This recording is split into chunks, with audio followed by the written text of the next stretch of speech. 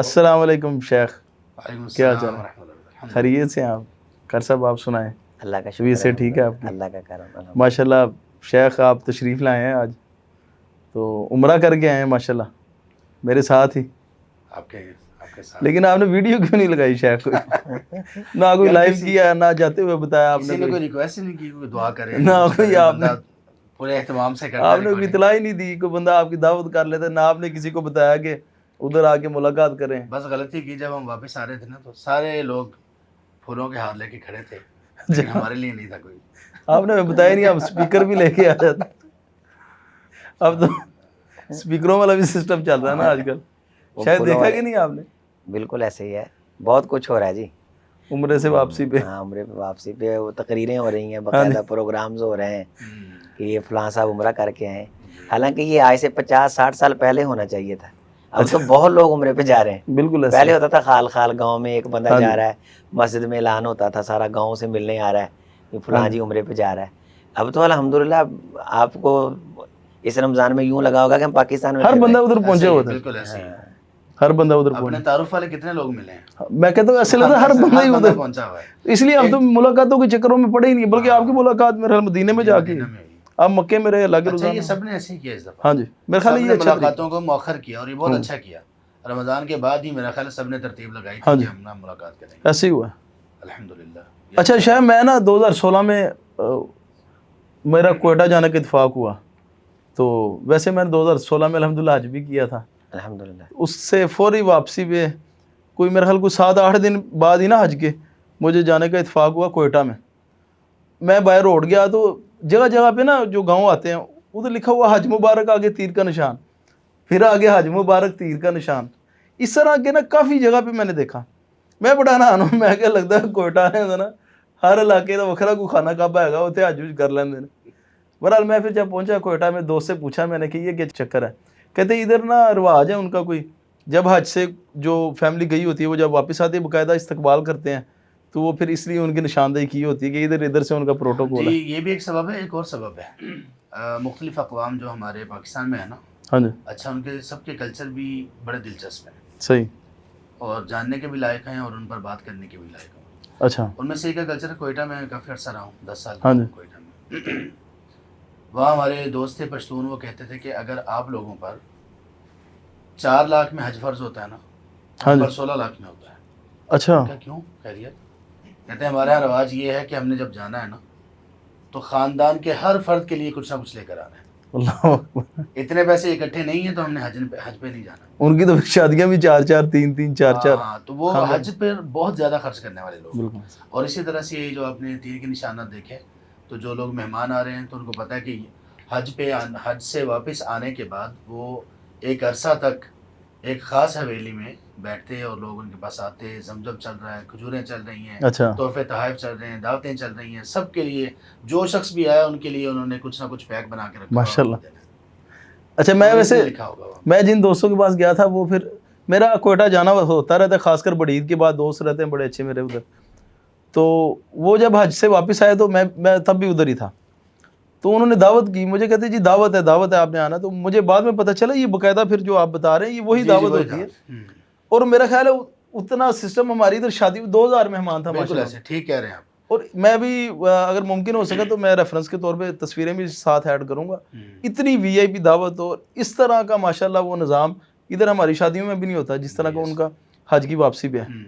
تو یہ اچھا یہ شاید کسی حد تک میرا خیال ہے یہ چیزیں کیا ریاکاری میں آتی ہونی چاہیے یا نہیں ہونی چاہیے. اس کا فائدہ ویسے ایک یہ ہوتا ہے کہ دوسرے لوگوں کو بھی ترغیب پیدا ہوتی ہے، وہ پھر شوق سے جو ہے نا وہ بھی جاتے ہیں لوگ. خبیب بھائی اس میں نا ہمارے پاس تو جو معیار ہے نا وہ تو موجود ہے الحمدللہ، اور بڑا سہل ہے اس کو جاننا اور اس پر عمل کرنا. اصل میں ہم اس طرح کی چیزیں فوائد سے انکار بہت ساری نقصان دہ چیزوں میں بھی نہیں کیا گیا. جیسے قرآن کریم میں شراب سے متعلقہ جو آیات ہیں دوسرے مرحلے پر، اور کچھ علماء کے نزدیک تیسرے مرحلے پر جو آیات نازل ہوئی وہ یہ تھی کہ وَيَسْأَلُونَكَ عَنِ الْخَمْرِ وَالْمَيْسِرِ قُلْ فِيهِمَا اسم کبیر وَمَنَافِعُ لِلنَّاسِ. صحیح. تو شراب جیسی چیز میں بھی قرآن نے منافع کا انکار نہیں کیا. تو اس طرح کی جو تہذیبی چیزیں ہیں یا ثقافت سے متعلقہ ہیں، کسٹمز ہیں لوگوں کے مختلف، ان میں فوائد تو ہیں.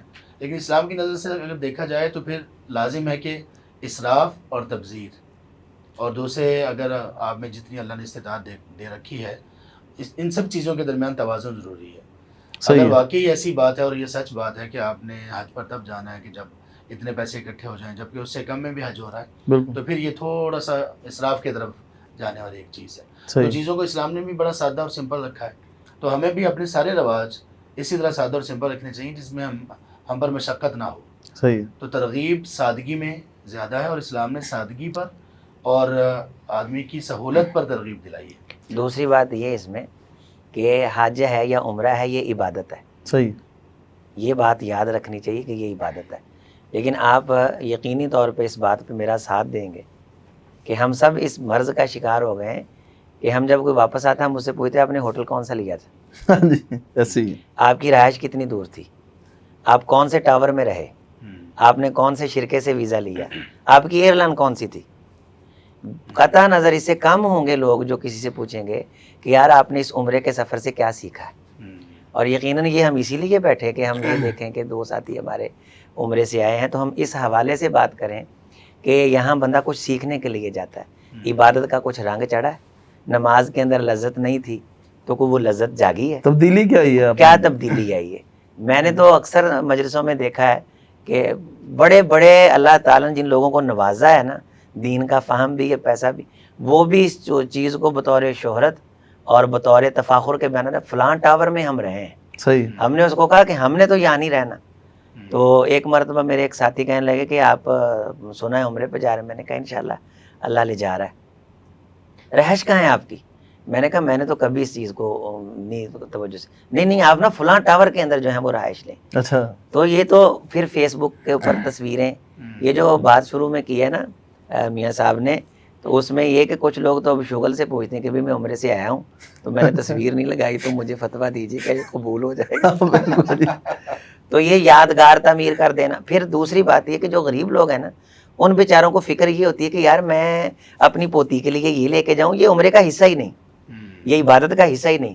ان کا وہ عمرہ پورے کا پورا دھیان اس طرف ہوتا ہے کہ میں کچھ نہ کچھ کھجوریں لے کے جاؤں. حالانکہ کھجوریں لانا، زمزم لانا یہ کوئی چیز عمرے کا حصہ نہیں ہے. بالکل خاموشی سے آپ جائیں عبادت کریں، یہ ایک عبادت ہے. جس طرح دوسری آپ نفل پڑھتے ہیں، عمرہ نفل چیز ہے نا، تو خاموشی سے آپ کبھی تنہائی میں پڑھ لیتے ہیں، کبھی آپ جلوت میں، کبھی خلوت میں، تو یہ بھی اس طرح عبادات میں سے ایک عبادت ہے. تو رسول اللہ صلی اللہ علیہ وسلم نے اسے عبادت کے طور پہ کیا ہے. اللہ کی یاد تازہ ہوتی ہے. انسان جب اس سفر کی طرف جاتا ہے تو چونکہ ہمارے اسلام کا مبدا ملجا ماوا وہ ہے، اسلام شروع بھی وہاں سے ہوا، اسلام لوٹے گا بھی وہیں. جیسے آپ صلی اللہ علیہ وسلم فرمایا کہ قرب قیامت ایمان مدینے میں آئے گا، ایمان مکہ میں آئے گا، ان الایمان لا یعدل المدینہ، اور ایک میں مکے کا بھی تذکرہ ہے. تو وہیں سے ایمان آیا وہیں جائے گا. تو ہمیں یہ پوچھنا چاہیے میرے خیال میں تو یہ سمجھتا ہوں جیسے رسول اللہ صلی اللہ علیہ وسلم نے فرمایا جدیدو ایمانکم، کہ اپنے ایمان کی تجدید کرتے رہا کرو. اور پھر خبیب بھائی اس حدیث میں ایک آگے اور حدیث ہے جس کے اندر وضاحت ہے کہ حضرت نے فرمایا کہ جس طرح پرانا ٹاٹ پڑا پڑا بوسیدہ ہو جاتا ہے نا، اس طرح ایمان بھی بوسیدہ ہو جاتا ہے. اللہ اس کو جو جیسا پنجابی کہتے ہیں نا چیز تھال دے رہو، تو ہماری والدہ فرمایا کرتی تھی کواسی روٹی سڑ جاتی ہے. تو ہم پوچھتے ہیں کواسی روٹی کیا ہے؟ وہ فرماتی تھی کہ روٹی ایک پاسے ہی پئی رہے نا تو سڑ جاندی، وہ دا پاسا چینج کر دے گا. تو تم اپنے ایمان کو ہلاتے جلاتے رہو. تو بات یہ ہونی چاہیے کہ آپ سیکھے کہاں ہے، کیا ہے ایمان کے اندر، کتنی تجدید آپ نے محسوس کی. ہمارے اسلاف میں سے بہت ایسے نام ہیں جن پہ ہم اسپیشلی پروگرام کریں گے. وہ جب کسی سے ملتے تو اس سے پوچھتے تھے تیرے ایمان کا کیا حال ہے، اللہ تیرے ایمان کا کیا حال ہے. بخاری میں بھی ہے نا ہاں کہ نجلس نؤمن ساعتن نؤمن بنا ساعتن. صحابہ بس میں کہا کرتے تھے کہ بیٹھے ذرا تھوڑا سا قیامت سے متعلق کوئی بات کر لیں، یا ایک گھڑی بیٹھ کے ایمان تازہ کر لیں، ایمان کا جائزہ لیں. تشریحات کی ہیں اس کی. یہ ڈاکٹر صاحب آپ نے جو بات کی نا کہ کوئی واپس آئے تو بندہ دیکھے کوئی تبدیلی آئی ہے یا نہیں آئی، اور باقی سب چیزیں، ہوٹل کتنی دور ہے، آسائشیں کتنی تھی، سہولتیں کتنی تھیں.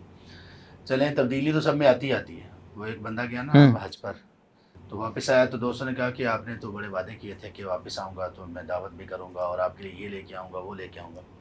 ان کا دیکھو بھائی میں نے حج کیا بہت اخلاص سے، اور میں نے وہاں مشائخ سے سنا ہے کہ اللہ تعالیٰ جو بندہ اخلاص سے حج کرتا ہے نا تو اللہ تعالیٰ سب کچھ معاف کر دیتا ہے. میں نے جتنی آپ سے باتیں کی سب معاف ہو گئی ہیں، جتنے ہمارے کی سب معاف ہو گئی۔ اس میں ڈاکٹر صاحب 2 چیزیں ہیں۔ ایک چیز یہ ہے کہ اگر کسی کو وہاں پر آنے والی پریشانیوں سے بچانے کے لیے کچھ تھوڑا بہت ذکر کر دیا جائے کہ اگر آپ جائیں تو اس طرف اگر رہائش اختیار کر لیں تو وہاں پہ آنا آسان ہے آپ کے لیے، وہاں رہائش اختیار کر لیں، اس میں آپ کی عبادت کو تقویت دینے والی یہ چیزیں، یہاں تک تو ٹھیک ہے، صحیح۔ اچھا آپ نے جو باتیں کی اس سے آگے بڑھ کر لوگ یہ پوچھتے ہیں عمرے کتنے کیے، ہاں اور یہ وہاں شیخ پر یہ لوگ پھر سبحان اللہ آپ لوگوں نے بھی دیکھا ہوگا وہاں پہ کچھ عرصہ رہنے کا موقع ملا تو اللہ کی پناہ ہے، خاص طور پہ ہمارے لوگ جو بنگلہ دیش، پاکستان، ہندوستان کے ہیں، یہ دن میں ایک دوسرے سے مقابلہ کر کے عمرے کرتے ہیں، 2 عمرے بھی کرتے ہیں۔ 2 نہیں بھائی، نہیں زیادہ 4 عمرے کرتے زیادہ ہیں، مقابلہ ہو رہا تھا کہ بھائی کون سا چل رہا ہے، تیسرا عمرہ چل رہا ہے۔ اوئے ہوئے، میرے ایک کزن اور سارے مسجد عائشہ والے، مسجد عائشہ والے، میرے ایک کزن ہیں وہ وہاں پہ مسجد عائشہ کے راستے میں رہتے تھے، تو میں بس میں جا رہا تو وہ سارے لوگ یہی تھے، پاکستانی، سری لنکن، اردو بولنے والے، اور بات یہی چل رہی تھی جی آپ کا کون سا عمرہ ہے، جی میرا اب تیسرا ہے جی، کل میں نے 4 کیے تھے، پرسوں اتنے کیے تھے، تو اب ارادہ ہے کہ اتنے میں نے کر کے جانے ہیں یہاں سے۔ تو اس طرح کی چیزیں اور یہ ساری چیزیں خاص طور پہ ڈاکٹر صاحب نے جو بات کی کہ ہمارے ایمان اور ہمارے اخلاص، اس کی موافقت میں کون سی چیزیں ہیں اور اس پر ہٹ کرنے والی، اس کو اس پر ضرب لگانے والی کون سی، نقصان پہنچانے والی، اور اللہ تعالیٰ رحم کرے اکثریت ایسی چیزوں کی ہے زیادہ تر کہ جو چیزیں اس اخلاص کو انسان کے دل سے نکال لینے والی، وہاں پر لوگوں کو جا کر اس طرح کے پوز بنانا، میں کہتا ہوں کہ احرام میں آپ نے اگر تصویر بنوائی ہے تو کیا مقصد ہے اس کا؟ اچھا پھر ایک خاص پوز ہے، میں نے اکثر دیکھا ہے، بلکہ آپ نے بھی دیکھا ہوگا، اس میں ہمارے کچھ اہل علم بھی اس میں تھوڑا سا متاثر ہو گئے ہوئے ہیں، آپ نے بھی دیکھا، ظاہر آپ دونوں بھائی بھی سوشل میڈیا پہ پہلے جانا ہے آپ نے، انہوں نے سب سے پہلے جانا ہے، جا کے تو جیسے ہی حرم میں پہنچ رہا نا انہوں نے تصویریں وغیرہ کھینچنی، چلو وہ تو ایک کھینچ لے علیحدہ بات، عمرہ کا طواف کرنا ہے، طواف کے بعد انہوں نے عمرے جو خانہ کعبہ کی طرف پشت کرنی، پھر ایسے کر کے تصویر کھنچوانی، تو شاید خانہ کعبہ پیچھے ہے، دعا کے ہاتھ ادھر کو ہے اور وہ تصویر کھینچی جا رہی، شیخ اگر وہ تصویر دیکھ کے عمرہ قبول ہونا ہے تو ساڈا تے نہیں کوئی قبول ہونا، اللہ معاف۔ میں نے ایک شیخ سے سنا اور بات بھی ایسی ہے، انہوں نے کہا کہ یہ جھوٹ کی ایک صورت ہے، ہاں ریاکاری اس میں ہے ہی ہے، جھوٹ لیکن بھی، آپ سبحان اللہ آپ ہاتھوں کو اٹھا رہے ہو، آپ کہہ رہے ہو کہ ہاں جی، ابھی تصویر نہیں کہنا، رکو ہاتھ اٹھائے ہاں یا قرآن ہاتھ میں اٹھایا اور پھر کہا اب میری تصویر بنا، تسنو یعنی آپ نے ہاتھ اٹھائے ہوئے ہیں اللہ کے لیے،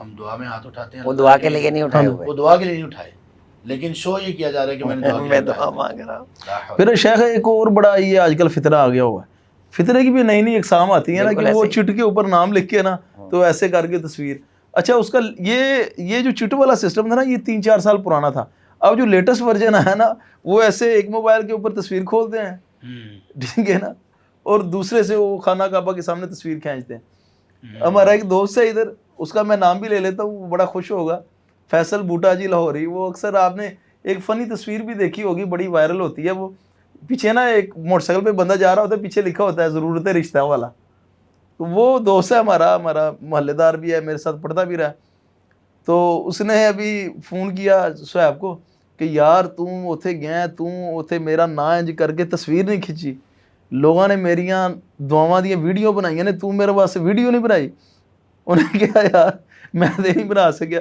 اس کو کسی نے بتایا انعام بھی گیا ہوا ہے، اس نے پھر باقاعدہ اس سے رابطہ کی، اتنی کالیں کی کہ اس نے اس کا نمبر بلاک کر دیا، اور ریکویسٹ کیا کر رہا ہے، یہ نہیں کہہ رہا کہ دعا کر میرے، کہہ رہا ہے یار میرے واسطے نا ویڈیو بنا دوں، یعنی کہ ویڈیو آن کرو اس کے بعد آپ دعا کرو یا اللہ جی فیصل نو اے دیو او دیو، اور وہ میرے دوست سارے جو عمرے پہ جا رہے ہیں وہ سارے بھیج رہے ہیں مینوں، تانوں میرے نال محبت ہی کوئی نہیں، محبت کا معیار، یعنی پرانے زمانے میں تصوف کی جو اصطلاح تھی نا اس میں یہ تھا کہ یہ بندہ جو ہے نا اس کو نظر حاصل ہو گئی ہے، عرفان حاصل ہو گیا ہے، تو یہ بیٹھا بیٹھا اپنے دوست و احباب کی حاضری کرتا ہے، تو اس میں یہ اندازہ لگاتا ہے کہ یہ کس حالت میں ہے، اچھا وہ جائز ناجائز کی بات تو بعد میں ہے، تو گویا کہ یہ تصوف کی ایک لیٹسٹ آپ کہیں ورژن ہے یہ کہ اس میں بندے کو وہ لے لیا جاتا ہے اس میں، ہاں جی، تو وہ یقین ہو جاتا ہے کہ واقعہ میں اس کے لیے دعا کر رہا ہوں اور یہ یہاں موجود ہے۔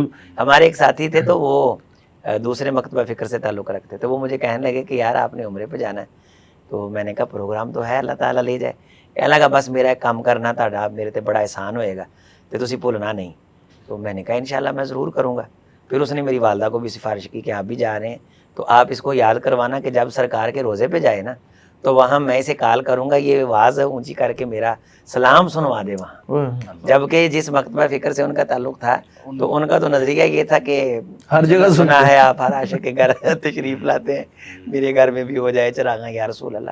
تو اس طرح کی حضرت بہت ساری خرافات ہیں. اچھا ایک اس میں شیخ ایک اور بھی آپ نے دیکھا ہوگا، دو طبقے ہیں ادھر سے، بڑا ویسے دکھ بھی ہوتا ہے کہ ایک تو طبقہ وہ ہے کہ ادھر لوگ نا شریکے کو راضی کرنے کے لیے نا بوڑھے والدین کو عمرے پہ بھیج دیتے ہیں اور حج پہ یہ بھی بڑی اہم بات ہے. جی بڑی اہم بات، اتنی زیادتی ان کے ساتھ ہوتی ہے، ان کو کچھ پتہ نہیں. آپ نے کتنی ایسی مثالیں دیکھی ہوں گی کہ وہ بیچارے، ان کو تو عمرے کا پتہ ہی نہیں. میں نے خود حرم کے اندر ایک والدہ، یہ تو آپ نے بات شروع کی، اللہ آپ کو جزائے خیر دے، اور کتنا اہم واقعہ مجھے یاد آ گیا. میں نے خود اپنے بچوں کو لیے بد دعائیں کرتی دیکھی. میں نے کہا ماں جی آپ بد دعائیں کیوں کر رہی ہیں؟ آپ کس علاقے سے؟ کہنے لگی میں ملتان سے ہوں. تو میں نے کہا آپ بد دعائیں کیوں کر رہی؟ تو اس نے کہا کہ میری اولاد نے خاندان چ نک رکھن لی مینوں کل دیتا ہے تے میں تا کلی ایتھے آئی ہاں، نہ مینوں گاں دا پتہ نہ مینوں پچھاں دا پتہ ہے. تو یہ بہت زیادہ زیادتی کرتے ہیں والدین کے ساتھ، بوڑھے بزرگوں کے ساتھ. ان کو بیچاروں کو طریقہ بھی، اور انہیں کوئی جو ہے وہ ان کا خیال رکھنے والا بھی، کوئی لک آفٹر کرنے والا کوئی نہیں. ان کو ایک تو عمرہ ان کو نہیں کرنا تھا، یہ علیحدہ بات ہے، ان کو پتہ ہی نہیں ہوتا کسی چیز پتہ ہی نہیں. اچھا دکھ کی بات ایک اور یہ ہوتی ہے، وہ سب سے پہلے وہ جاتے ہیں، ان کو جو چیز نظر آئے انہوں نے چومنا شروع کر دینا. جو چیز، رکن یمانی کو چومنا شروع کر دینا، مقام ابراہیم کو چومنا شروع کر دینا انہوں نے، حجر اسود کو، جو دروازہ ہے. بلکہ شیخ ایک اور دکھ کی بات ہے، وہ یہ ہے کہ بہت زیادہ لوگوں کو جو ہمارے جتنا شعور بھی رکھتے ہیں نا، ان کو ملتزم کا نہیں پتا. ان کو یہ نہیں پتا کہ ملتزم کی کے اوپر دعاؤں کی کیا تاثیر ہے اور کیا فضیلت ہے اس کی.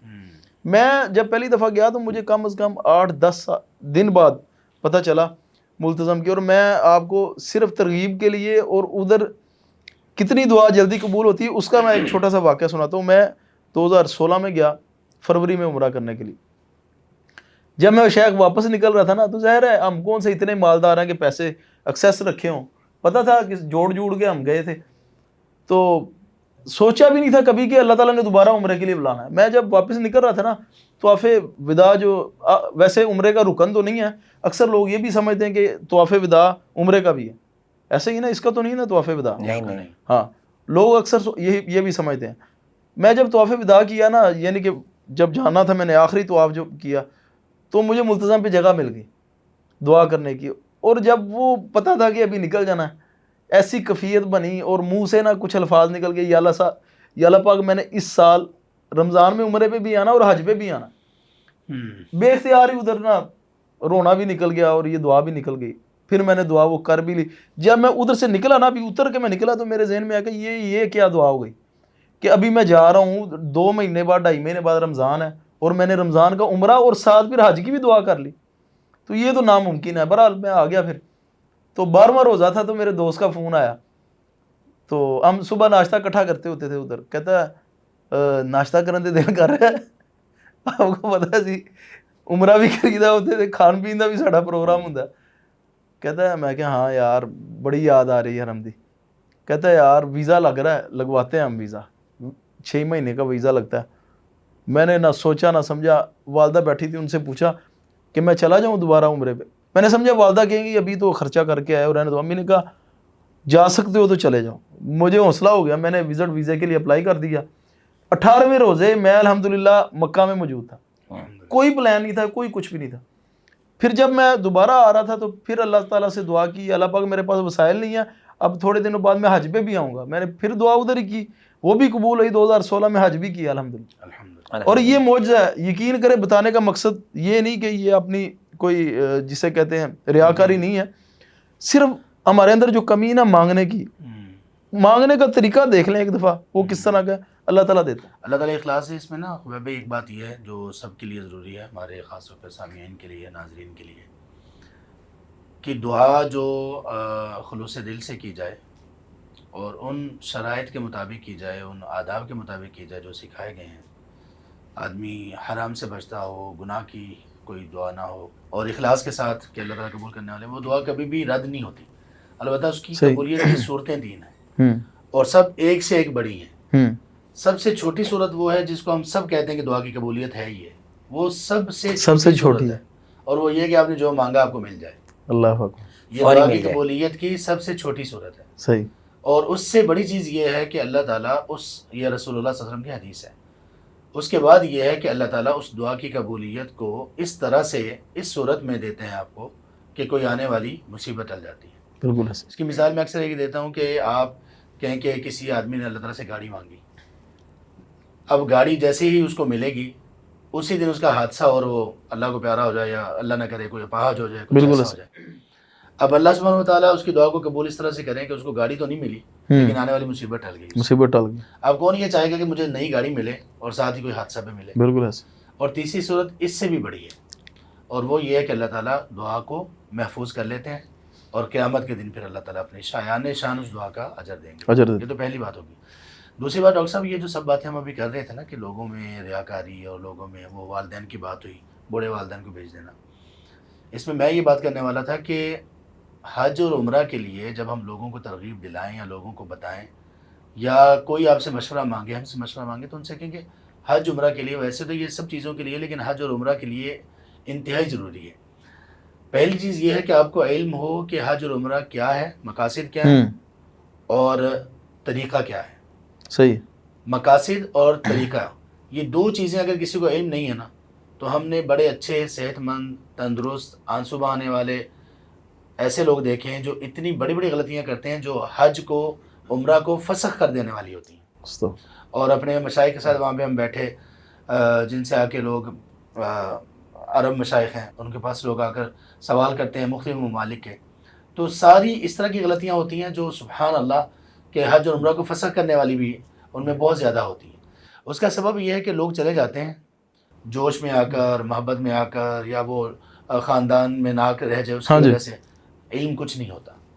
تو جو بندہ بغیر علم حاصل کیے حج اور عمرے کا حج اور عمرے کے لیے جاتا ہے وہ سمجھ لے کہ وہ بہت بڑی خطا پر ہے, اور اللہ نہ کرے کہ ممکن ہے کہ اس خطا کی وجہ سے اس کا حج اللہ سبحانہ و تعالیٰ کی بارگاہ میں اس طرح سے قبولیت پا ہی نہ سکے جیسے ہونی چاہیے. اور دوسرے نمبر پر صحت اور تندرستی ہے. حج ہے ایک بدنی عبادت, عمرہ ہے ایک بدنی عبادت. شروع میں جو بات کر رہے تھے ڈاکٹر صاحب نے جس بات کی طرف ابتدا کی کہ لوگ کہتے ہیں کہ آپ کو ہوٹل کہاں پہ ملا, آسائشیں, سہولیات. سبحان اللہ, حج اور عمرہ ایک بدنی عبادت ہے. بدنی عبادت کا مطلب یہ کہ اس میں مشقت ہے. اور آج بھی دیکھ لیں جتنی بھی آپ سہولیات لے لیں, آپ کلاک ٹاور میں کمرہ لے لیں, آپ ایک طواف کریں اور صحیح کریں, لگ پتہ جاتا ہے بندے کو کہ کیا بنتی کیا ہے. بالکل اتنی آسانیوں کے باوجود اے سی بھی لگا ہوتا ہے ادھر, اے سی بھی لگا صحیح میں, اس کے باوجود. اور کبھی بندہ سوچے کہ اگر صحیح ہو وہ اما جی سارا والی, وہ والی اما جی سارا, اما جی حاجر علیہ السلام, ان کو تو آپ چھوڑ دیں. میں کہتا ہوں کہ صحیح وہ ہو جو اب سے تقریباً کوئی 40 سال پہلے تھی. بالکل ایسے 30 سال پہلے تھی جب یہ پتھر نہیں لگا تھا نا, یہ مکہ میں ابھی جو حرم میں پتھر لگا ہوا ہے, اس سے پہلے والی جو ماربل جو لگا ہوا ہے جو ٹھنڈا رہتا ہے, اس سے پہلے والا طواف اور اس سے پہلے والی صحیح آپ لوگوں سے پوچھ کر دیکھ لیں. شیخ آپ گئے ویسے کبھی وہ اس دور میں؟ صحیح. امام ابن کثیر رحمہ اللہ نے البدایہ والنہایہ میں لکھا اپنے حج کا واقعہ, کسی اور شیخ کے حج کا واقعہ اور اس کو نقل کیا, تو وہ کہتے ہیں کہ عصر کے بعد لوگ مطاف پہ پانی ڈالتے تھے تو اس سے بھاپ اٹھتی تھی, وہ زیادہ وہ پھر ہو جاتی تھی, مطلب نہیں ٹھنڈا کرنے کے لیے, لیکن وہ بس زیادہ ہو جاتی ہے سارے دن کا. میں کہتا ہوں سارے دن کا اتنا تپا ہوا ہوتا تھا کہ یہ صورتحال تھی اور لوگ اس پہ وہ طواف کیا کرتے تھے. تو اس لیے یہ بدنی عبادت ہے, کچھ مشقت آپ کر لیں, کوئی مسئلہ نہیں ہے. آپ کو اتنا کافی ہے کہ آپ کو کسی جگہ پہ کمرہ مل جائے جہاں پہ آپ آرام کر سکیں, اے سی ویسے ہر جگہ پہ لگا ہوا ہے.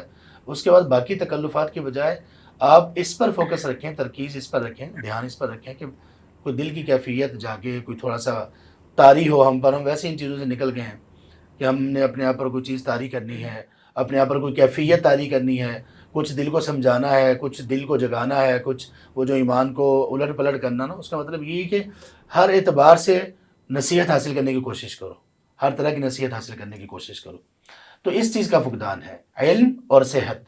حج اور عمرہ کے لیے یہ دو چیزیں بہت ضروری ہیں. اور لوگ جو والدین خاص طور پر, وہ والدین بھی غلطی پر ہیں جو استطاعت کے باوجود یہ کہتے ہیں کہ نہیں ہم بچوں کے فرض پورے کر کے پھر اس کے بعد ہی جائیں گے. سبحان اللہ, اللہ تعالیٰ نے جب آپ کو پہلے اتنی استطاعت دے رکھی ہے تو آپ بچوں کا جو فریضہ ہے آپ پہلے اپنا حج کریں, آپ پر وہ فرض پہلے ہو چکا ہے. شیخ یہ بھی میرا خیال ہے ہمارے یہ معاشرے کا قصور ہے نا, ایک غلط العام ہے ادھر.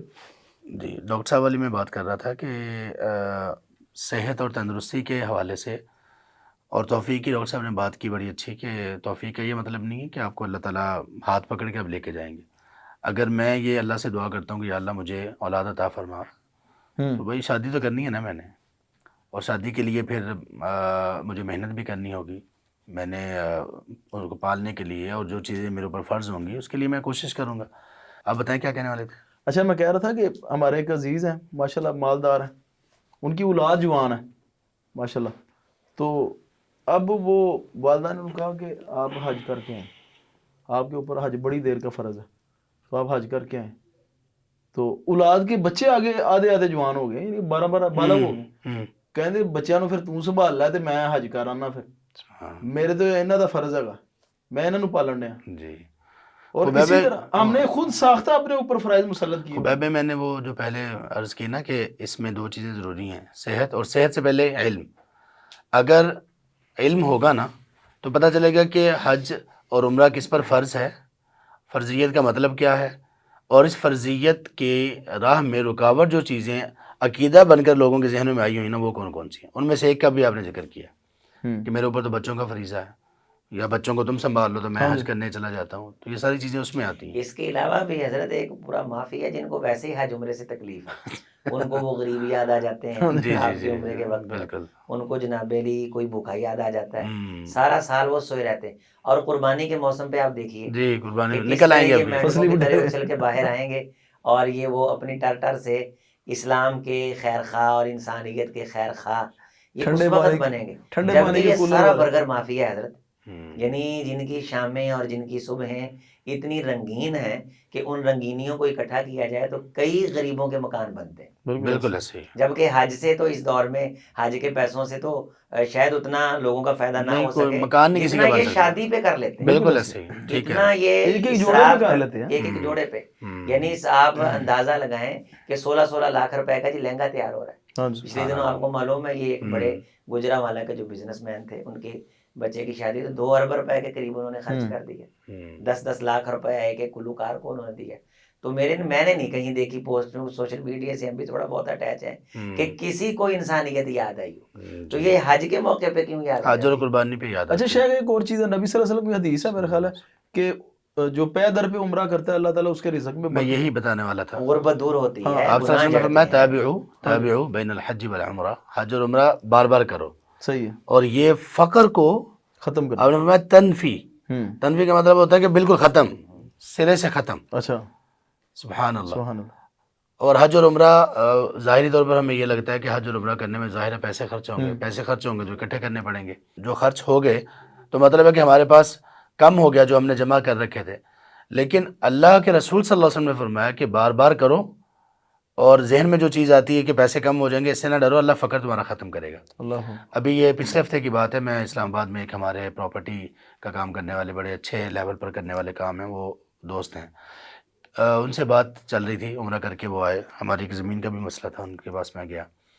وہ کہنے لگے کہ شیخ میرا بھی پہلے یہی ذہن تھا, میں اس ذہن سے متاثر تھا اسی مافیا سے جو کہتے ہیں کہ آپ بار بار عمرہ کرنے کیوں جاتے ہیں, کسی غریب کی بچی کی شادی اور کسی اس کا تعاون اور اس کا تعاون. کہتے ہیں ایک عرصہ تک میں اس سے متاثر رہا اور میں وہاں نہیں گیا. پھر کہتے ہیں کہ کسی نے مجھے بتایا یا میرے ذہن میں بات آئی تو میں نے اندازہ خود لگایا, خود میں نے یہ محسوس کیا کہ وہاں جانے سے جو آپ کو ملتا ہے نا, یہاں محنت کرنے سے وہ نہیں ملتا. اللہ جتنا رزق اللہ تعالیٰ آپ وہاں جانے سے آپ کے رزق میں اضافہ کرتے ہیں نا, آپ یہ جو سوچ کے بیٹھے ہوئے نا میں یہاں پر رہوں گا تو کسی کی مدد کر دوں گا, آپ حج عمرہ بھی کر لیں گے, آپ ایک کی نہیں کئی لوگوں کی مدد کے قابل اللہ تعالیٰ آپ کو بنا دے گا. ایک یہ چیز. دوسری یہ چیز ہے کہ دیکھیں ہم صرف روٹی نہیں کھاتے ہیں, گندم جو کسی بھی چیز کی صرف روٹی نہیں کھاتے, سالن بھی کھاتے ہیں. ہم صرف روٹی اور سالن نہیں کھاتے, فروٹ بھی کھاتے ہیں. ہم صرف فروٹ نہیں کھاتے, کولڈ ڈرنک ہم یہ سب چیزیں بھی کرتے ہیں.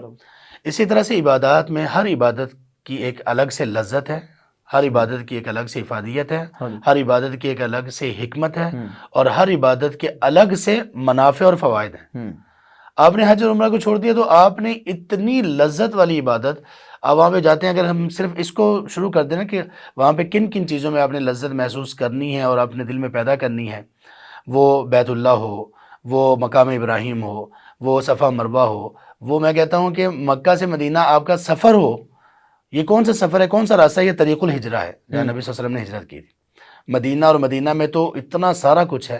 اچھا اب جو ان سب ہجرہ کے روڈ ہے یہ وہ والا یہ ہجرہ؟ وہ روڈ ہے، اچھا اچھا، اس کا نام ہی طریق الہجرہ ہے نا۔ صحیح صحیح صحیح۔ نبی صلی اللہ علیہ وسلم پہلے گئے غار ثور، وہاں پہ آپ 3 دن رکے، اور جب وہ سب تلاش کرتے رہے اور نہیں ملے تو پھر آپ صلی اللہ علیہ وسلم نے اصل راستہ چھوڑ کر جو مدینہ کی طرف جاتا تھا اس کو چھوڑ کر یہ والا راستہ اپنایا تھا۔ تو یہ جو ابراہیم خلیل ہے اس کا بھی اسی حوالے سے کوئی اس کے ساتھ بھی کوئی تاریخ وابستہ ہے یا ویسے ہی اس کا نام ہے جو الہجرہ روڈ کے ساتھ ہے شارع ابراہیم خلیل؟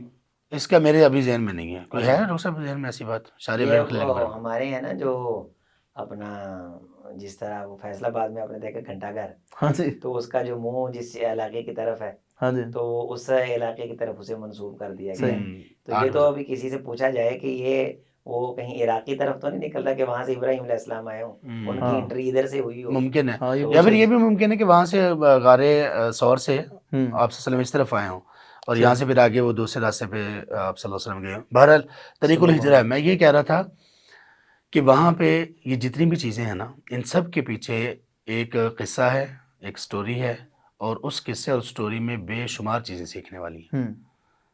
مقام ابراہیم صرف مقام ابراہیم نہیں ہے کہ وہاں پہ ہم نے 2 نفل پڑھنے ہیں، ہمیں پتہ تو ہونا چاہیے نا مقام ابراہیم کیا ہے۔ ڈاکٹر صاحب ابھی بات کر رہے تھے، ویڈیو نہیں چل رہی تھی، ڈاکٹر صاحب کی بات کو آگے لے کر چلتا ہوں کہ ہمیں حج اور عمرہ سے پہلے تیاری کیسے کرنی چاہیے۔ خاص طور پر حج سے پہلے کچھ دن پہلے آپ کو اپنی واک زیادہ کر دینی چاہیے، چلنا زیادہ، فزیکل آپ کی فٹنس، آپ اپنے جسم کو مشقت کا عادی بنائیں، زیادہ چلنے کا عادی بنائیں۔ یہ تیاری ہے نا، صرف وہ پیسے کی تیاری تھوڑی ہے کہ اللہ تعالیٰ مجھے بلائیں گے تو اس میں صرف پیسہ انوالو نہیں ہوتا، یہ ساری چیزیں اس میں شامل ہیں کہ آپ ان میں اپنے غور و فکر کریں، اور اس میں جب آپ اپنے جسم کو عادی بنا رہے ہوں گے ساتھ ساتھ اگر آپ تھوڑا سا حج اور عمرے سے متعلق جو واقعات ہیں، جتنی بھی شخصیات جڑی ہوئی ہیں ان کے ساتھ اور ان کے جو واقعات ہیں، آپ ذرا تھوڑا سا وہ بھی اپنی نظروں سے گزار لیں۔ صفا مروہ کی سعی میں اس ماں کے بارے میں آپ تھوڑا سا سوچنے کی زحمت تو کریں نا، جو ماں اپنے بچے کو بلکتا ہوا، اور اس کے ذہن میں تو یہ تھا نا بھوکا ہے تو بھوک، انجام انتہا کیا ہوگی؟ موت۔ اپنے بچے کو تڑپتا ہوا بلکتا ہوا جس سے برداشت نہیں ہو رہا تھا، اور وہ صفا چڑھتی اور صفا سے نیچے اترتی، دوڑتی، سخت گرمی اور نیچے وہ سنگریزیں اور وہ نوکیلی زمین، اور مروہ پہنچتی۔ ہم نے جب وہ صفا مروہ نہیں دیکھا تھا نا تو ہمیں یہ لگتا تھا، جو اپنے خطبہ سے سنتے تھے کہ یہ صفا ہے، اور دوڑ کے مروہ پہ چڑھ گئے، جیسے ساتھ ساتھ ایسے ہی لگتا تھا، ایسے جا کے اوپر چڑھ گئے۔ کتنا فاصلہ ہے، بہت زیادہ، ایک چکر پہ بندے کو لگ پتہ جاتا ہے، خاص طور پہ جب طواف کیا تو اس کے بعد تو ایک چکر ہی بندے کو نا اے سی لگا ہوا سر، اور اے سی بھی بڑا زوردار ہے۔ ہاں جی ہموار ہے نا سارا، ہاں جی ہموار ہے سارا، جگہ زمزم کا انتظام ہے، زمزم کا انتظام ہے۔ تو اس وقت یہ سب چیزیں محسوس کرنے کی ہیں، یہ سب چیزیں سبق حاصل کرنے کی ہیں۔ جب یہ سب چیزیں ذہن میں نہیں ہوں گی تو پھر باقی بندہ خرافات میں پڑے گا، اور وہاں جا کر بھی لوگ اللہ تعالیٰ رحم کرے، اللہ تعالیٰ عافیت کا معاملہ کرے کہ سعودی پولیس جن مجرموں کو مجرمانہ حرکتیں کرتے ہوئے پکڑتی ہے ان میں سے ایک بڑی تعداد ایسے ظالموں کے بھی ہے جو کہ چھیڑخانی کرتے ہیں، بےہودگی کرتے ہیں، اور اس طرح کی غلط حرکتیں کرتے ہوئے کیمرے میں پکڑے جاتے ہیں اور ان کو وہ اٹھاتے ہیں وہاں سے، طواف کے دوران، سعی کے دوران، اور مسجد میں عام جو چلتے ہوئے اس کے دوران، خاص طور پر طواف کے دوران، یعنی کہ غیر اخلاقی حرکتیں، چھیڑخانی، مچولی، اور خاص طور پر یہ ہوتا ہے رمضان میں، اور یہ ہوتا ہے حج کے دنوں میں، اور حج میں بھی اس دن جب طواف افاضہ کرنا ہوتا ہے۔ بعض دفعہ دیکھتے نہیں جیبیں تک کٹ جاتی ہیں، جیبیں کٹ جاتی ہیں نا، وہ تو اتنی معیوب نہیں، یہ جو حرم ہے اس کے بعد ہل ہے، یعنی حدود حرم سے آگے آ کے جہاں اس کی حرم کی حد شروع ہوتی ہے نا، اس کے باہر کا جو ایریا ہے جو میقات تک ہے اسے ہم ہل کہتے ہیں۔ اگرچہ اس کو وہ احترام تو حاصل نہیں جو حدود حرم کو ہے، لیکن وہ بھی ایک برکت والا ایریا ہے، یعنی جہاں آپ کی حدود حرم ختم ہوتی ہے اور میقات اسے ہم ہل کہتے ہیں۔ پھر ہل سے آپ حدود حرم تک پہنچتے ہیں، اور حدود حرم بھی یہ کوئی 16 17 18 کلومیٹر کا یہ راؤنڈ ریڈیس ہے. اس کے اندر آپ دیکھیں کہ نبی صلی اللہ علیہ وسلم کی طرف سے پابندیاں ہیں کہ یہاں آپ نے یہ نہیں کرنا، درخت نہیں کاٹنا. آپ ایک عزت والی جگہ پہ داخل ہو گئے، جبکہ ابھی آپ مسجد حرام سے کئی کلومیٹر دور ہوتے ہیں اور وہ علاقہ ویسے بنجر ہوتا ہے، ویران ہوتا ہے. وہاں آپ کوئی اس طرح کی حرکت نہیں کر سکتے. وَمَن دَخَلَهُ كَانَ آمِنًا. وہاں آپ کسی کو وَمَن يُرِدْ فِيهِ بِإِلْحَادٍ بِظُلْمٍ نُذِقْهُ مِنْ عَذَابٍ أَلِيمٍ، کسی ایسی حرکت کا آپ ارادہ نہیں کر سکتے. وہ وہاں سے داخل ہوتے ہوتے ہوتے مسجد حرام میں آئے، پھر اندر حرم کے اندر آ گئے، بیت اللہ کے گرد وہ طواف کر رہے ہیں، اور ایسی حرکت کا سرزد ہو جانا یہ سراسر جہالت پہ مبنی ہے. اور اس جگہ کے احترام اور وقار کے بارے کچھ سیکھا ہی نہیں. بس پیسے آئے تو یہ ثابت کرنے کے لیے کہ ہم نے بھی حج کیا ہے، ہم نے بھی عمرہ کیا ہے، بس چلے گئے. تو میرے خیال میں جس طرح بڑی احتیاط کے ساتھ حضرت نے بات کی ہے کہ وہ اجر تو لینا دور کی بات ہے، وہ اللہ کا غضب اور نافرمانی لے کے جس طرح سیدہ عائشہ رضی اللہ تعالیٰ عنہ کو ان کی لونڈی نے جا کے کہا تھا کہ میں بوسہ لے کے آئی، حجر اسود کا بوسہ لے کے آئی ہوں، تو انہوں نے آگے سے کیا فرمایا تھا کہ جو تو نے کیا تو نے برا کیا. اب دیکھنے کو تو یہ بڑی حیرانی کی بات. اب آج کسی کو کہہ کے دیکھ لیں. ہاں، وہ اس نے جب حیران ہو کے پوچھا کہ کیوں، تو وہ فرمانے لگی رش تھا، وہاں اپنی دکم بیل کی ہوگی، وہاں آپ نے ٹکراؤ کیا ہوگا، وہاں آپ چھینا جھپٹی کی ہوگی، تو آپ نے حجر اسود کے بوسے کا ثواب لیتے لیتے کتنی حدود کو پامال کیا ہوگا. بے اسما فالتی، جو تو کر کے آئی ہے تو برا کر کے آئی. شیخ اگر یہ چیز سامنے رکھی جائے تو بہت ساری خرافات سے بچنے کا جو ہے وہ انسان کے اندر ایک اندیا پیدا ہوگا. شیخ اس میں ایک چیز اور ہے، مسئلہ پتہ کیا، ہر جگہ پہ ریاکاری والا آیا تھا. جو آپ نے پہلے بات کی ہے نا، ادھر پوچھا جاتا ہے جی ہوٹل کون سا لیا تھا، ایک سوال یہ بھی پوچھا تھا بوسا لیا کہ نہیں لیا، میں تو بوسا لیا سی. پھر اس کو تعبیر کرتے ہیں کہ سٹوری پوری سناتے ہیں، عبادت قبول ہوئی کہ نہیں اس کے ساتھ لا تینوں تو توفیق ہی نہیں. میں جب عمرے پہ گیا، میری وائف تھی ساتھ، میں نے کہا میں آپ کو نا حکم دے رہا ہوں کہ آپ نے بوسے کے لیے کوشش نہیں کرنی. اس کو شوق بہت زیادہ تھا. شوق کیسے نہیں ہو سکتا، ایک مسلمان ہو اس کو پتا ہو ایک مقدس پتھر ہے، اللہ تعالیٰ نے اس کی فضیلت بیان کی ہے. اچھا، میں نے اس کو کہا کہ میں آپ عمرہ کرنے کے لیے آئی ہو، میں نے یہ آپ کو حکم دیا ہے، اللہ کا حکم بھی ہے، نبی صلی اللہ علیہ وسلم کا بھی حکم ہے، ساری پردے والی آیات ہے، میں بھی آپ کو حکم دے رہا ہوں. اگر آپ نے بوسہ لینے کی کوشش کی اتنے رش میں تو یہ آپ کا عمرہ نہیں قبول ہونا، یہ الٹا بہت زیادہ گناہ ہونا. وہ پھر دعا کرتی رہی. ایک دن ایسا ہوا کہ ہم طواف کر رہے تھے تو طواف انہوں نے روک دیا عصر کی نماز کے لیے. آپ کو پتا ہے وہ کسی کی بھی نہیں سنتے، نہ کوئی ادھر پروٹوکول ہے. ایک یہ بہت اچھی چیز ہے، کسی کا پروٹوکول نہیں. ہاں، دوسرے جو وفود آتے ہیں نا ان کو ہم نے پروٹوکول تھوڑا سا ملتے دیکھا ہے، لیکن ان کے اپنے جو لوکل ہیں ان کو بھی پروٹوکول نہیں دیتے وہ. اچھا، وہ نا ابھی طواف رکا ہی نا تو یہ ادھر کو ہوئی تو میں نے منع کر دی. تو وہ جو اس ٹائم وہ بالکل خالی ہو گیا تھا حجر اسود، تو شرطا ایک صفائی والا پاکستانی تھا، اس نے کہا بی بی چلی جا.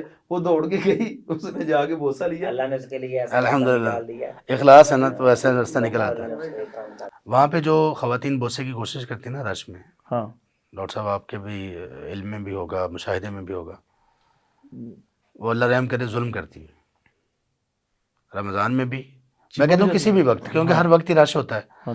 اور مشاہدے کی یہ بات ہے اور کئی لوگوں کی کثرت سے مشاہدے کی بات ہے، جو خواتین وہاں پہ جاتی ہیں نہ ان کا پردہ باقی رہتا ہے، دھکم پہل اتنی زیادہ ہوتی ہے، نہ پردے، نہ ان کو اپنے دوپٹے کا، نہ سکارف کا، اگر وہ عبایا پہنا ہوا ہے، نہ ستر کا، کچھ بھی مطلب نہیں ہے.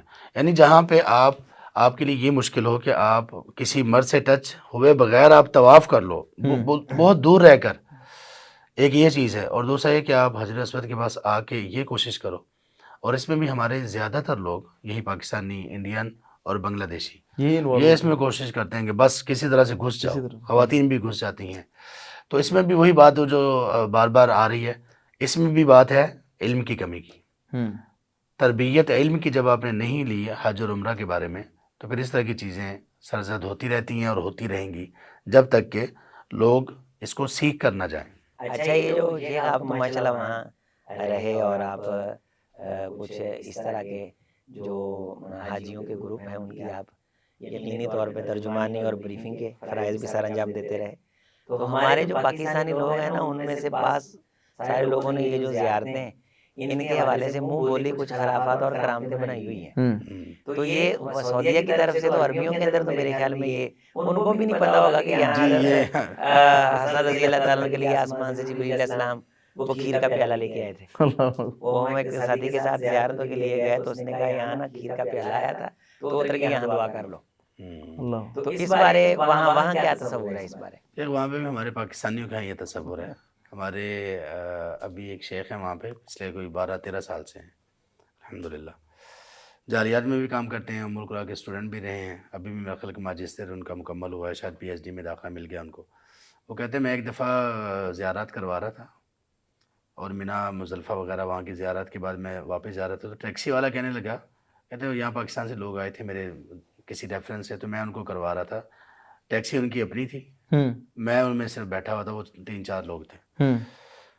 تو وہاں جب ہم نکلنے لگے تو ٹیکسی والے نے کہا کہ آپ نے اصل زیارت تو ان کو کروائی نہیں ہے. میں نے کہا وہ کون سی زیارت ہے؟ کہتے ہیں وہ سامنے جو چھوٹی سی ایک وہ بنی ہوئی ہے, وہ تاکچہ سا بنا ہوا تھا جس میں وہ چراغ نہیں رکھتے, دور سے ایسے نظر آتا ہے. اصل میں وہ کسی فوجی کی پوسٹ کی طرح کی ایک چیز بنی ہوئی اتنا سا. کہتے ہیں اس کی کیا زیارت ہے؟ کہتے ہیں اس کی زیارت یہ ہے کہ یہ وہ جگہ ہے جہاں شیطان سب سے پہلے ابراہیم علیہ السلام کے پاس آیا اور انہوں نے اس کو کنکریاں ماری اور یہاں پر اس کو اللہ تعالیٰ نے پتھر بنا دیا.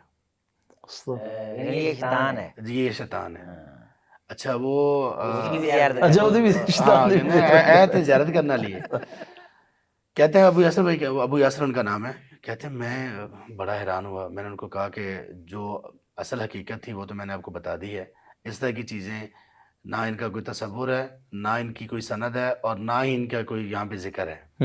کہتے بعد میں جب میں نے پتہ کیا تو پتہ یہ چلا کہ یہ ترکیوں کے دور میں یہاں پہ پوسٹیں بنی تھی اور وہ ایک پوسٹ ہے یہاں پہ بندہ کھڑا ہو کے پہرا دیتا تھا.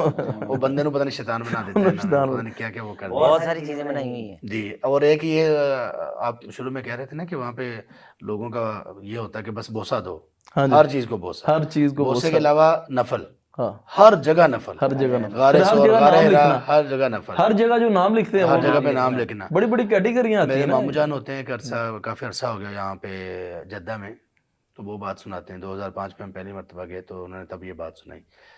کہتے ہیں ہمارے دوست تھے ہمارے ساتھ کام کرنے والے, ان کی والدہ یہاں پہ آئیں تو حج انہوں نے عمرہ کیا, مکہ مدینہ وغیرہ سب جگہوں پہ جب واپس آ گئی نا تو جانا تھا, ایک روز ان کو یہاں پہ ٹھہرایا تو کہنے لگی کہ بیٹا مجھے نا جدہ کی زیارتیں بھی کرواؤ. انہوں نے بہت کہا کہ ماں جی یہاں پہ کوئی زیارتیں نہیں ہیں.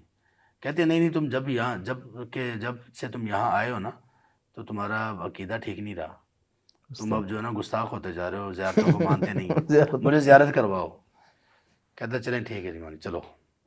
وہ ان کو لے کے گئے اور وہاں پہ ایک چوک ہے, وہاں پہ بہت بڑا نا بائسیکل بنا ہوا ہے. سائیکل چوک, اس کو پاکستانی اس کو سائیکل چوک کہتے ہیں. بہت بڑا بائسیکل ہے, میرا خیال ہے کہ کوئی 15-20 میٹر ہوگا یا شاید دیکھا نا. کہتے ہیں ماں جی آدم علیہ السلام کا سائیکل, پتر روک پھر میں 2 نفر پڑا. تو ان کا بس نہیں چلتا کہ ہر جگہ پہ, یہاں تک کہ اللہ تعالیٰ رحم کرے, وہ ابھی انہوں نے وہ زیارتیں کھول دی ہیں نا پورے مکہ, پورے سعودیہ کی عمرے والوں کے لیے. یہ انہوں نے اجازت دی کہ وہ جہاں مرضی جا سکتے ہیں وہ ابھی نا عمرے کے ویزے پہ, جب تک ان کا ویزا ہے. اب وہاں پہ مدائن صالح اور وہاں پہ وہ جگہیں جہاں پہ عذاب آیا, ان کی جو جگہیں جہاں پہ نبی صلی اللہ علیہ وسلم نے فرمایا کہ بس روتے ہوئے یا رونے والے تیزی سے نکل جاؤ, وہاں لوگ نفل پڑھنے سے باز نہیں آتے. شیخ آپ بھی تو ابھی گئے ہیں نا ادھر؟ نہیں اس دفعہ نہیں ہم ادھر گئے. اچھا ادھر نہیں گئے؟ یہ والا ٹور الگ تھا, یہ جو پورا نا راستہ ہی الگ ہے, بہت لمبا چوڑا یہ راستہ ہے. ہم کسی اور راستے سے گئے تھے. پہلے ہم گئے تھے تو اسی وقت کی میں بات بتا رہا ہوں کہ لوگ وہاں پر بھی باز نہیں آتے, اور پھر دوبارہ بات اسی طرف لوٹتی ہے کہ لوگ جاتے ہیں نا بغیر علم کے جاتے ہیں. بغیر علم کے جائیں گے تو اس طرح کی چیزیں. فیروزے آپ اندازہ فرمائیے کہ یہ جو فیروزہ جس کا فیروز مجوسی کے نام پہ, یعنی جو گویا کہ ایک اسلام دشمنی کا ایک وہ استعارہ ہے, تو لوگ باقاعدہ, مجھے ایک بڑے سنجیدہ بزرگ نے کہا کہ پتر میرے لیے نا ہوتے فیروزہ لے کے, اور وہاں سے ملتے ہیں. تعجب کی بات ہے کہ وہاں سے ملتے ہیں, یہ آپ لے کے جائیں تو اس کے اندر جو ہے جناب علی فلاں بیماری کا علاج ہے, جبکہ وہ فیروزی رنگ ہے اور اس کی اس انسان کی طرف ایک نسبت ہے جی کہ جس نے اسلام کا نقصان کیا، حضرت عمر فاروق رضی اللہ تعالیٰ عنہ کی شہادت ہوئی اور مسلمانوں کے زخم تازے ہوتے ہیں، تو اس کے نام پہ یہ ایک اس کا جس طرح وہ مزار وہ روافظ کا آئیکن ہے بیسیکلی. اسی رنگ کا جو ہے یہ ناغ ہوتا ہے، اس کو فروزہ کہتے ہیں. اور ان لوگوں کو یہ نہیں پتا کہ یہ تصور کہاں سے آیا ہے، کتنا غلط اور کتنا باطل یہ تصور ہے. جو پیغام دے رہے ہوتے ہیں نا وہ مسلمان ہوتے ہیں، لیکن انہیں یہ معلوم نہیں کہ یہ جو فیروزہ ہم پہن رہے ہیں اور وہاں سے منگوا رہے ہیں اور وہاں جو بیچ رہے ہیں ان کو بھی کوئی خدا کا خوف ان کو نہیں ہے کہ وہ کمائی کے چکر میں وہاں بالکل ایسے یعنی آپ کو کتنا کو 5-10 ریال 15 ریال کے چکر میں اپنا ایمان خراب.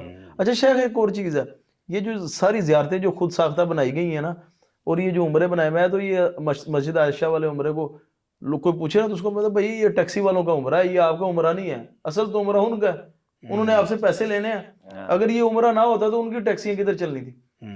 زیادہ خاص کر جو نجائز طور پہ ادھر ٹیکسیاں چلاتے ہیں نا ادھر سے لوگ جا کے مشوار جسے ادھر کہتے ہیں، تو یہ ان لوگوں نے یہ باقاعدہ ترغیب دیتے ہیں جی روزانہ تو عمرہ کرو. اور وہ ہمارے بھی ایڈی لوگ دوروں آئے ہو 50 ریال جو تہاڈا عمرہ ہوئی ہے. ہمارے بھی لوگ ایسے ہیں نا کہ جب تک کوئی انوکھی بات نہ پتہ چلے تو وہ سادہ باتیں جو پہلے سنی ہوئی ہیں اس پہ تو وہ کہتے ہیں جی قناعت ہی نویں نہیں زیارت کرتے. کراؤ کوئی جی صاحب، نہیں نویں زیارت کراؤ. ایسے ہی. وادی جن والی جو آپ دیکھا نے وہ وادی جن وادی بیضا جس کا نام ہے، میں ادھر گیا ہوں، بڑی خوبصورت گاڑی الٹے چلتی پانی اوپر کو جاتا ہے. گاڑی ویسے شاید ادھر چلتی ہے وہ، لیکن وہ زمین کے نیچے کوئی میگنیٹک پلیٹیں ہیں، وہ تو دنیا میں اور 1-2 جگہ پہ بھی ہے. اور بھی مقامات ہاں جی، اور میں بھی اس وادی میں گیا ہوں. ہماری گاڑی اچھا دیکھنے کی حد تک وہ بڑی زبردست وادی ہے اور وہ تفریح ہے، اس کو وادی جن بنایا ہے.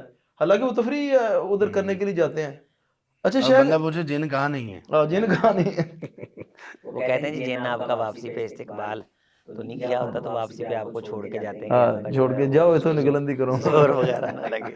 اچھا شیخ ابھی آپ گئے ہیں، آپ بھی زیارتوں پہ گئے ہیں. ابھی میں تو خیر مدینے سے واپس آ گیا تھا، تب آپ نکل رہے تھے ماشاءاللہ 3 بیگمات کے ساتھ ادھر. اپنی نہیں تھی. ہاں ماشاءاللہ شیخ اپنی 3 بیگمات کے ساتھ الحمدللہ. ماشاءاللہ انہوں نے پورا ٹور کیا اور ایک والوں کو بھی توفیق دے کہ وہ ساتھ لے کے جائیں.